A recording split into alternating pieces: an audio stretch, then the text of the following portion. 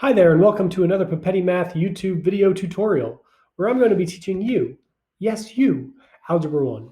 And in this video, we're going to focus on solving systems of equations by elimination. Now at this point in your study of systems, you have now looked at how to solve a system by graphing and by using the substitution method. So if you haven't become familiar with those two methods yet, I suggest you go back and watch videos from lessons 1 and 2 in chapter 4. Otherwise, here we go with exercise number 1, which starts off with a quote by a very famous mathematician, Euclid, who existed around 300 BCE. So there's no photographs of Euclid, but this is a sketch of what Euclid was thought to have looked like. So here's Euclid over here, and he said, if equals be added to equals, the wholes are equal.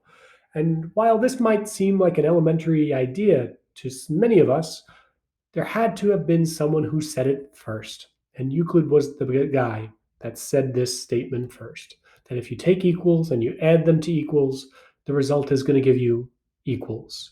And we're going to be looking at that in this lesson. But before we do that, we're going to look at exercise number 1, where it says to consider the equation 4 plus 5 is equal to 9. Is it true? Yeah, I could get on board with 4 plus 5 being equal to 9 always. So yes, that's true. But now it wants you to multiply that equation by 3. So we're going to multiply that entire thing by 3. 4 plus 5 equals 9. And when we multiply that thing by 3, we need to make sure we multiply all parts of the equation by 3. So we're going to have to put that whole equation inside parentheses.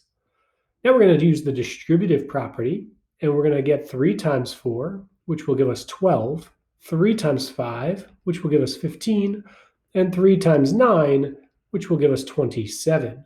Now, is that resulting equation true? Is 12 plus 15 equal to 27? Well, it sure is. So yes, it is true. And that's going to be true because the properties of equality always hold true for algebra. And this is one of our properties of equality where we're multiplying by the same amount on both sides, the left and the right side of our equal sign. So this keeps our equation balanced.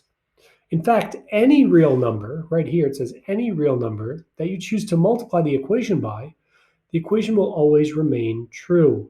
So you can multiply 4 plus 5 equals 9 by 1, 2, 3, 4, negative 17. You can multiply by a decimal, whether that decimal is rational or irrational.